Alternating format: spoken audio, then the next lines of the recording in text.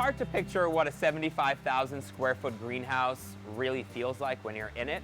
It's about 2 acres, a couple football fields. While a conventional farm in this geographic region might be able to get 2 to 3 to 4 crops per year of leafy greens, we're able to get close to 25.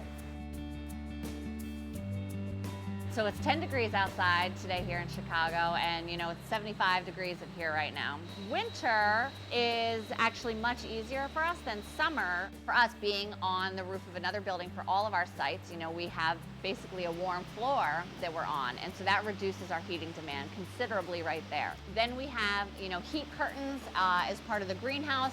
We pull them at night, and that reduces the volume of air that we're heating, and that is really a low energy demand for us, surprisingly.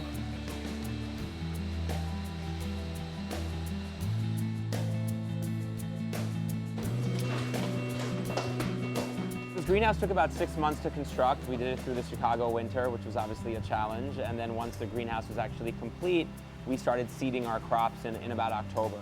And most of these lettuce varieties that we grow take about 30 to 40 days to grow, which is relatively short compared to conventional farming where it takes about double the amount of time.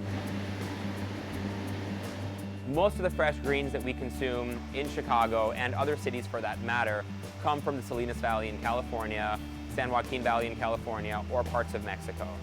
Those places are obviously 2,000 to 3,000 miles away. Often by the time it reaches urban consumers on the East Coast or the Midwest, the product is already a week old. And the product degrades over time, so it's not only the nutrition, but also the shelf life. And by growing in such close proximity to the market, we feel like we can create a niche here and a market for highly perishable vegetables. And greens are amongst the most highly perishable. How often you go to a restaurant and you talk about their lettuce?